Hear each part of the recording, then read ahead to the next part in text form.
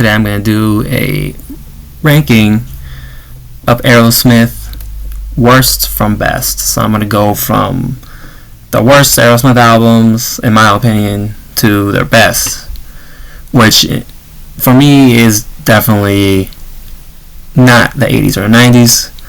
It's going to be in, this range here is going to be the top.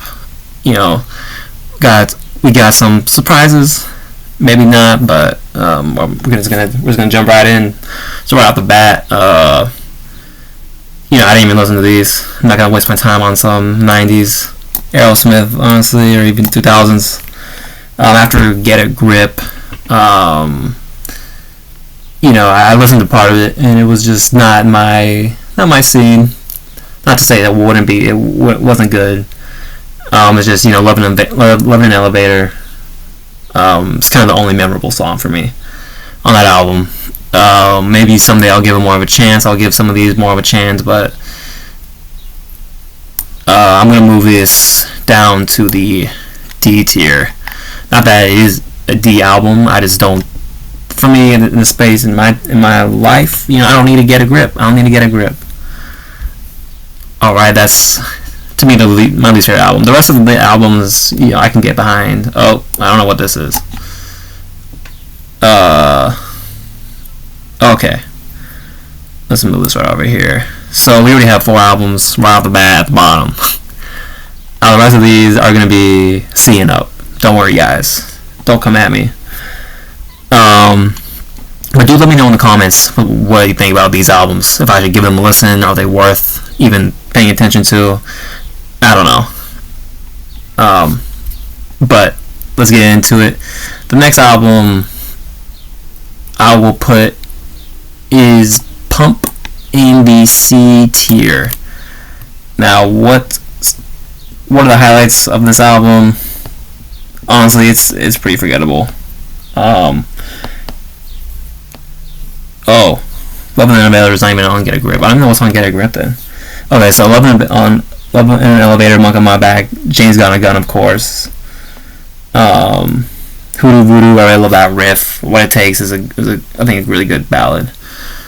I think this is a good, solid album, but I don't think it's, it's hard to beat Aerosmith's 70s material. But I give those albums a fair shot at the moment. Pump I listened to a few times. It's a bit spotty for me.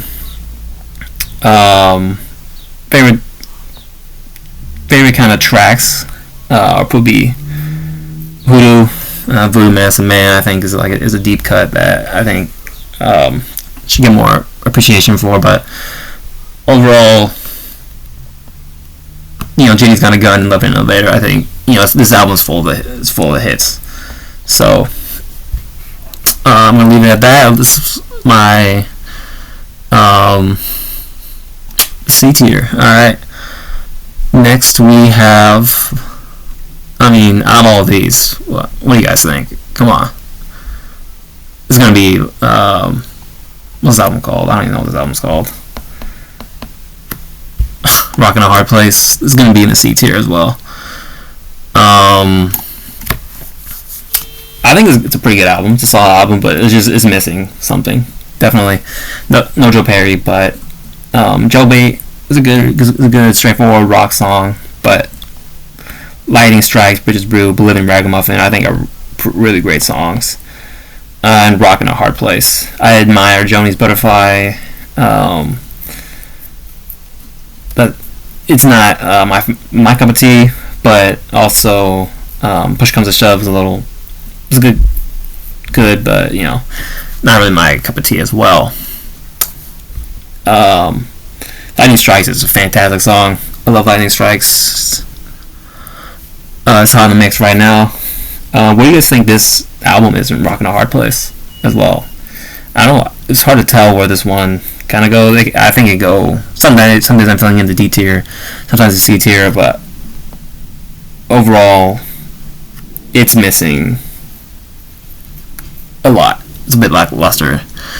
Alright, moving on.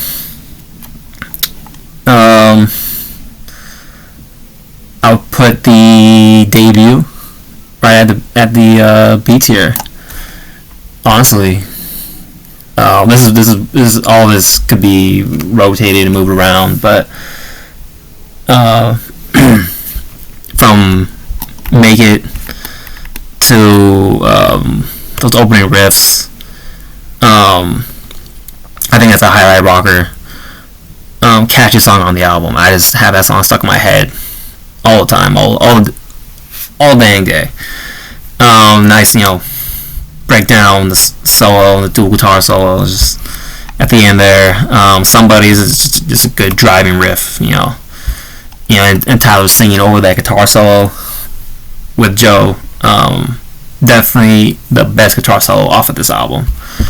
And we know about Dream On, their best ballad, maybe the best ballad actually, but the most famous, the one song I knew off of the album before hearing it, other than Mama Kin, but fantastic ballad off the album.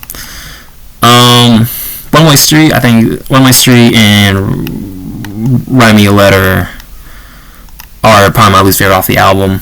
I don't know why songs need a horn section. I'm not a fan of that.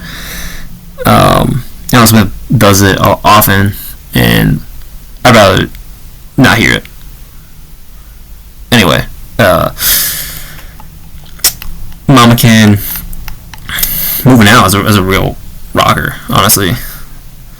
Sinner Moving In and Walking the Dog, really catchy riff. Sounds great. Show you how to walk the dog. Great song, great album. This is overall. This is a solid album. A great debut, honestly, from a really fantastic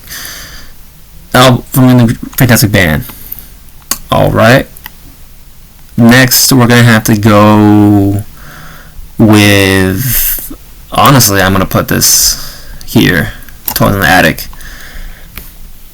I know a lot of people may disagree with this.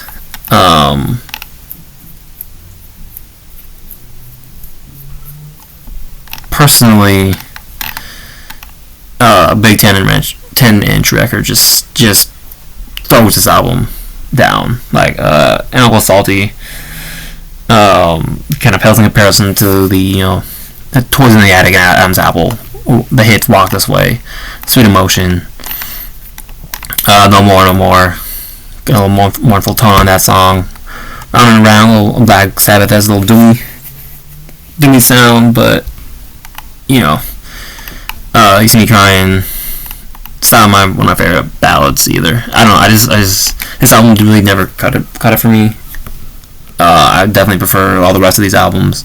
It is a B tier. It is a good album, but compared to the other Aerosmith albums, considering how I love these other ones so much, there's no way I could put this any higher on the list for me. Moving up next, the rest of these I think are. This is my personal favorite. Is Permanent Vacation. I put that at B tier as well, only for the fact that it is a little spotty as well. But the songs I feel like are a lot better on this album. It is a stronger album. I think it's kind of my go-to 80s Aerosmith album. I love Hearts on Time, Magic Touch. Ragdoll, I can't stand that song. I never want to hear that song again. I think personally it's on the same level as Toys in the Attic, just in the regards of ranking, because I can't in good spirits put Permanent Vacation on the same level as these other albums. These other albums are fantastic. So Permanent Vacation was a bit of a sleeper for me. I love the title track. Angels, a great love song. Hanging Jury, St. John. Some good blues, good old blues right there. Do Looks Like a Lady, a little cringy and overplayed. But Hearts on Time and Magic Touch. I love Magic Touch. It's probably my favorite 80s Aerosmith song. And Close on Time, I think, is a great Joe Perry song. Killer bass line. Love those first two songs. Alright, next, I'm going to have to go into... This is where it gets really tricky, guys. We're going to go with Nine the Ruts. Nine the Ruts has some... Yeah, that was a slow album for me. I didn't really get into it. It was one of the last ones I got into of the 70s albums. No Surprise with a Z. Straightforward rocker, same vein as Draw the Line, an album before that, but there's more life and bounce and vitality in this opening track. Compared to Draw the Line, it's a bit one note, keeps you hooked. Steve and Joe just going back and forth, singing right along with each other. This is great. Chiquita, another catchy rocker. Some like tongue noises in there. What is that? Remember Walking in the Sand? Before TikTok even knew about it. Some beautiful doo-wop 50s harmonies are in there. It's a great song. Cheesecake, gotta have cheesecake. We've had Woman. I think we've had Woman, and this is probably my least favorite song off the album, but 3 Mile Smile, Think About It are some of the most solid deep cuts. But my favorite song off the album is Bone to Bone, hands down. Great song, great riff. Alright, that's Nine the Ruts. It's a bit underrated for me, but it's definitely A tier. Next, I'll have to go with, where should I go? Draw the Line in the A tier. What an album, Little signs of decay in this album, so people say. Draw the Line, I love that opener. Joe was like tearing through anything that he can't lay his hands on in this album. Steven screaming, some nice harmony. It's a straightforward rocker that doesn't outlast the stage. That I think No Surprise kind of does, but it goes into I Want to Know Why. It's a nice melody. I can actually understand what Steve is saying. Sometimes I don't know what he's talking about. I can't even understand him most of the time. I don't think it's just what we're there for. Listen to some good old upbeat piano and horn section. That's what we're here for. Ain't Goolin'. Yeah, I looked at those lyrics. I'm like, what does Ain't Goolin' mean? Another good deep cut, I think. Critical Mass, a little jaunty number with some harmonica. I love that interlude and that riff change into that little short piano solo. The one's a little straightforward. Not my favorite off the album. Good single, but it's pretty good.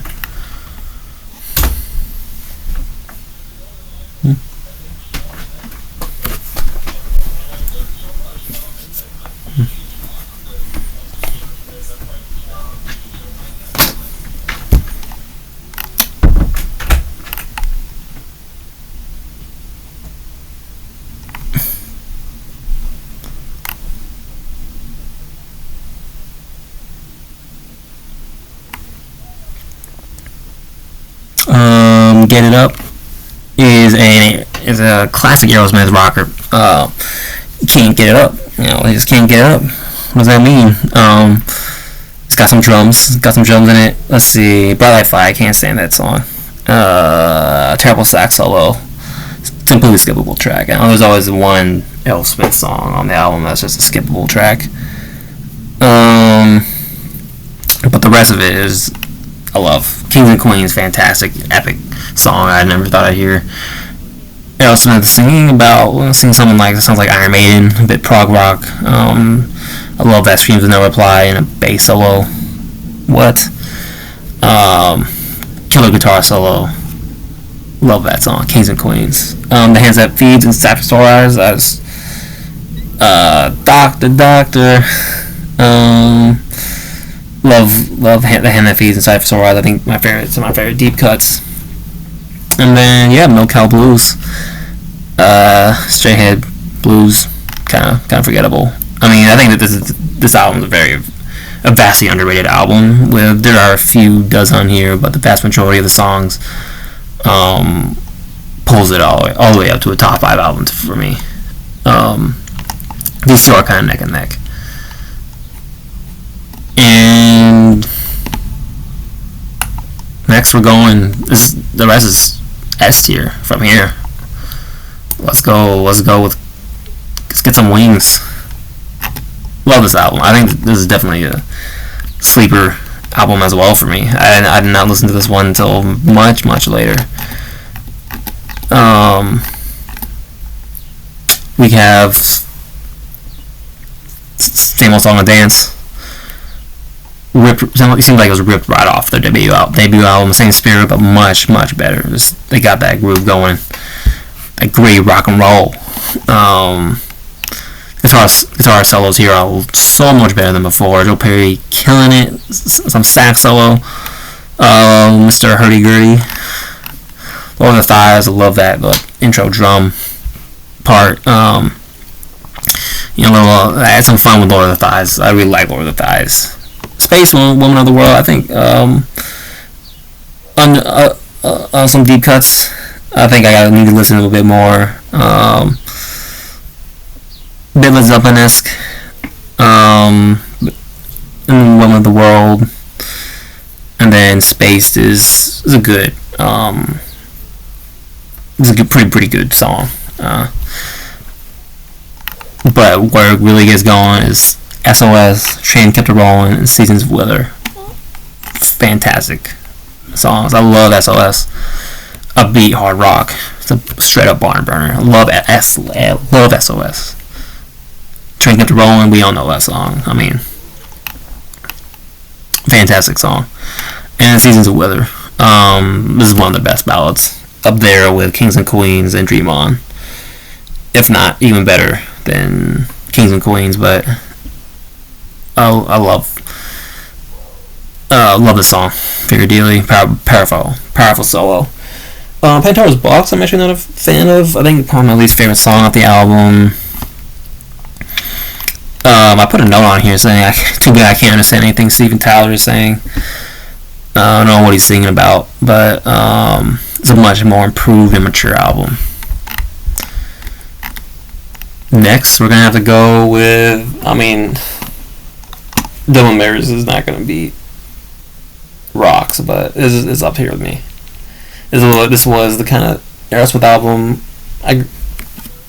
whenever it's on Spotify I listen to, and I think it's an underappreciated album that, as they say, it's the real way Aerosmith got in. It should have started the 80s, their 80s takeover, but let the music do the talking. My Fist Your Face, Shame on You. Let the music do the talking, not me, really.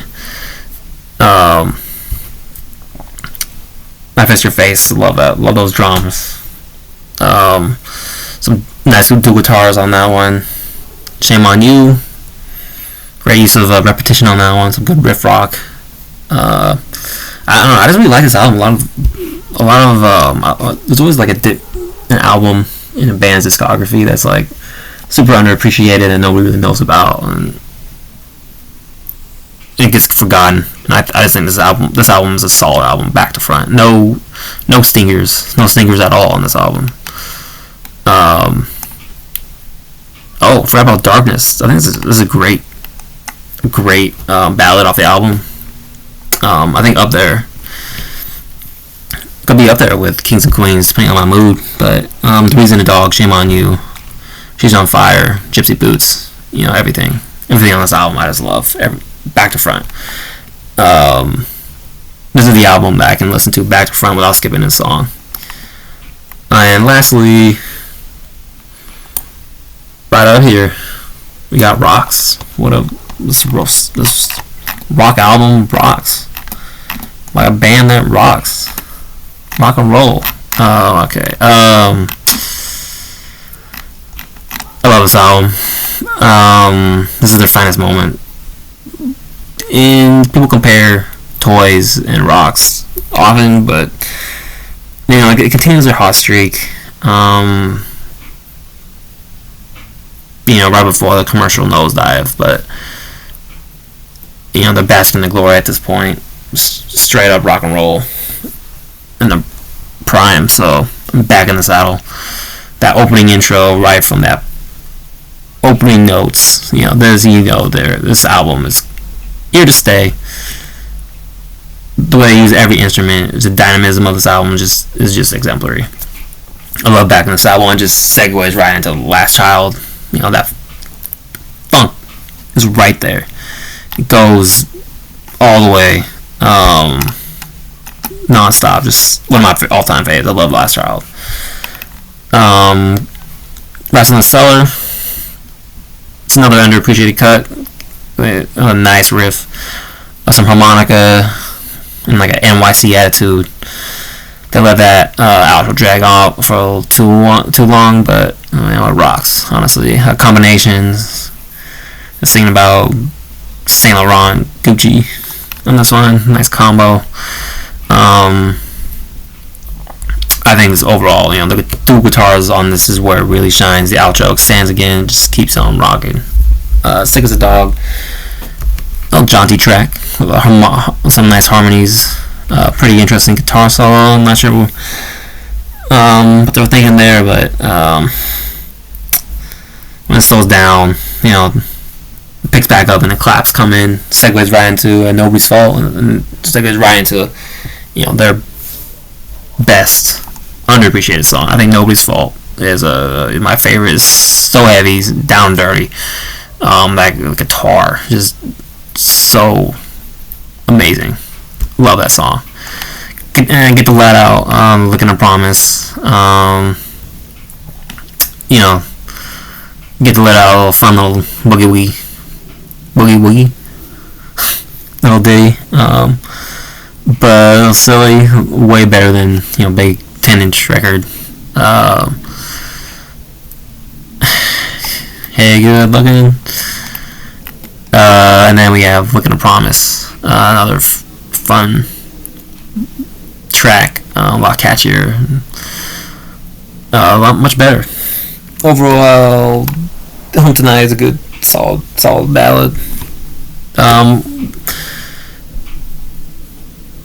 Overall, this album is just the guitar here is. They got some riffs on this album. It's just so much better. So much. What can you say about Aerosmith? This album just kicks it for me. Just this is where it's at. Is these three albums are my go-to albums. Back in the Saddle, favorite song, favorite track off of Rocks, favorite track off of Aerosmith, Double Mirrors is I'm gonna have to go with Darkness. I know that one's really hard, but Shame on You, Louise and the Dog, right? Or the Thighs, Seeds to Wither on this album, on Get Your Wings.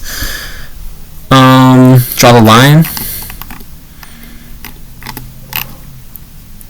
That's a tie. I mean, no, it's not a tie. Kings and Queens is definitely the best song, but The Hand That Feeds and Set for Sore Eyes, I just, love those songs so much.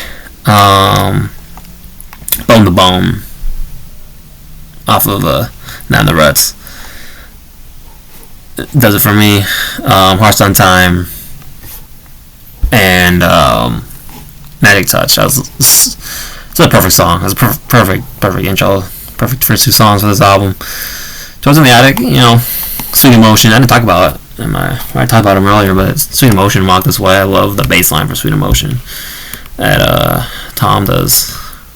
I think he's another underappreciated bassist.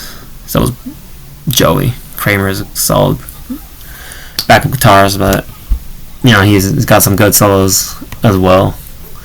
Always like paying attention to those little facts. Make It, Dream On, Somebody, All I Can. I mean, this album, it'll grow. I think this album will grow as well. It's a good B tier. So I'm going to talk about these ones. Yeah. Lightning Strikes off this one, and Pump. What's on that album? What's on Pump? Yeah. Voodoo. Anyway, that's my tier list and ranking. Thanks guys for listening, and